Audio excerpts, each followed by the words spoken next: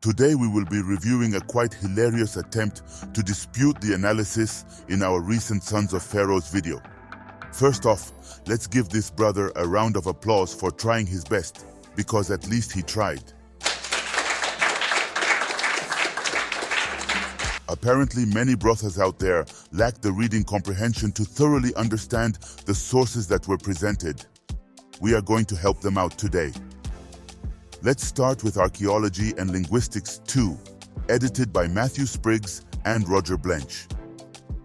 In this text, Dr. Kevin MacDonald of Cambridge provides a chapter entitled Archaeology, Language, and the Peopling of West Africa, a consideration of the evidence. This entire chapter is about West Africa and its peopling from the early mid to late Holocene.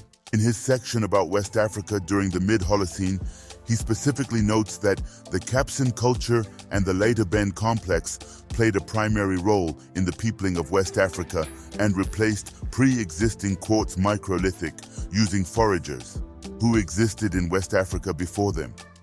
He later cites autosomal evidence showing West African populations clustering with East African populations. Again, this is very clear in the text and the reading comprehension of the dudes. Disputing this is abysmal.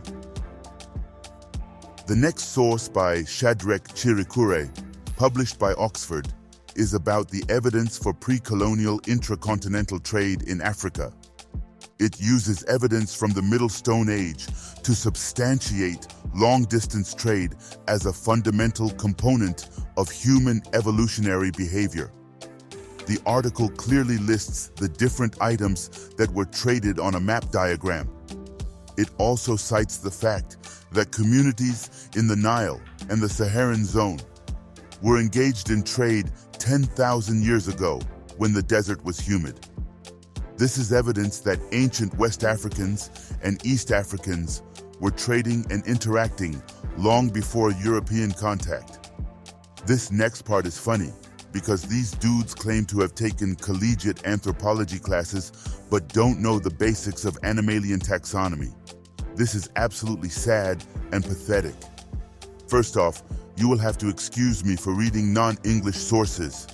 Excuse me for reading scientific literature in German, French, Spanish, Portuguese, and Latin. Excuse me for using scientific terminology that is not common in English. This neophyte claimed that there is no such thing as Hippopotamus niloticus. The distribution zone shown in my video featured Hippopotamus amphibius, which is also called the Nile hippopotamus. Does anyone want to guess how you say Nilotic hippopotamus in Latin? It's obviously Hippopotamus niloticus, and this can be found in German and Latin sources. You may also find the term Hippopotamus amphibius. Niloticus used to describe the Kenyan hippo. These animals were posted to show the inner African roots of the pharaonic civilization. I don't know if these dudes notice, but human beings are animals too. If animals could travel from West and Central Africa into ancient Kemet and Kush, what exactly makes you think that humans can't? Let's move on to the pastoral domesticates. This was another extremely embarrassing moment for these silly detractors. I must reiterate that they do not read scientific literature well and are unaware of the nomenclature used by scientists to describe morphological variation in animals below the species level. This is what happens when you wiki. The donkey or equus, Africanus asinus, is short for Equus africanus, Forma asinus. The horse or Equus ferus caballus is short for Equus ferus forma caballus. The pig or Sus scorfa domestica is short for Sus scorfa forma domestica. The dromedary or Camelus thomasi dromedarius is short for Camelus thomasi forma dromedarius. The taurine cattle or Bos primigenius taurus is short for Bos primigenius forma taurus. And again, as you can see, the term forma is a category appended to the second or third name of a species to reflect morphological dynamics indicative of domestication. Scholars such as the archaeologist Dr. Viral Linseel use this data to show a spread of pastoral populations from pre-dynastic and dynastic Kemet into West Africa from the mid to late Holocene. which was 8.2 to 4.2 thousand years ago. This is indisputable evidence that there was some historical contact between ancient Kemet and West Africa. Now on to the land of Punt. It is a documented fact that Papio hamidras, Papio anubis, and Papio cynocephalus are infra-Saharan African species that either have remains that been found in the pharaonic civilization or are depicted in amulets, as is the case with Papio cynocephalus. All of these animals came from the south in the direction of the land that the Remenkemi called Punt or Pwani. According to Dr. Felix Chami, there is a long colonial legacy connected with limiting the boundaries of Punt to Northeast Africa. However, the following facts substantiate wider extension of Punt into the Swahili coast, the Great Lakes region, and southern Africa. You have a comparative analysis of the Rapta and Azania toponyms seen in classical Greek and Roman sources that replaced Punt and Panchea, as well as the fact that numerous scholars have placed Zapata, the capital of Azania, in the Rufiji River area along the central coast of Tanzania. There is also evidence that Romans such as Theophilus and Dioscorus visited the Mozambique Channel when they went to Azania.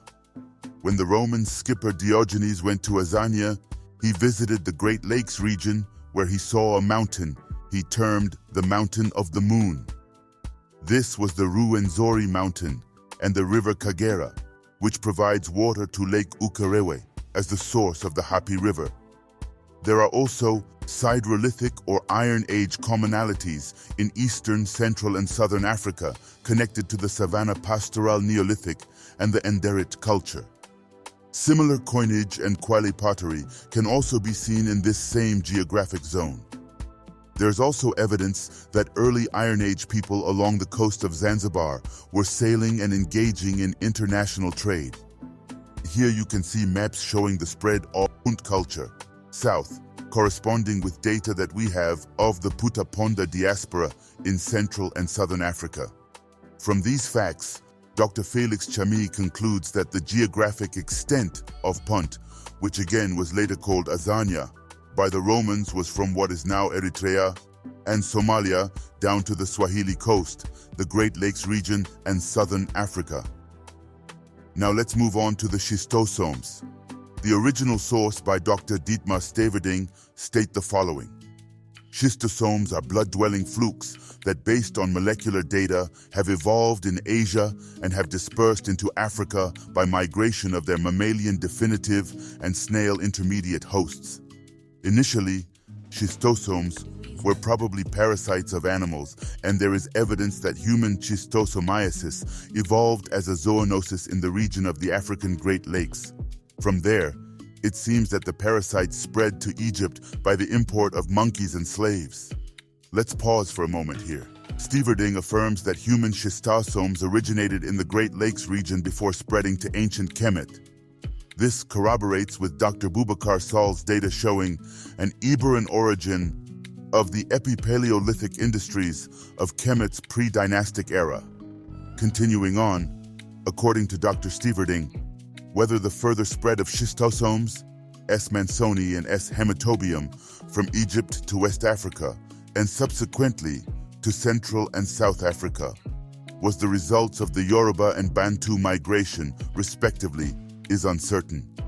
Here Dr. Steverding admits that schistosomes spread from the Great Lakes region to Egypt and then subsequently to West Central and Southern Africa. This is an indisputable fact. There is literally a figure for this migration in the actual paper. Whether or not this was specifically related to a Yoruba and/or Bantu mass migration is uncertain. Why? Because according to Dr. Roger Blench, the Bantu nodes and zones have never been unified. Bantu represents an area of diffusion and is absolutely not a genetic grouping. According to Dixon's punctuated model of equilibrium, it is impossible to prove a genetic relationship between the major nodes of Niger-Congo.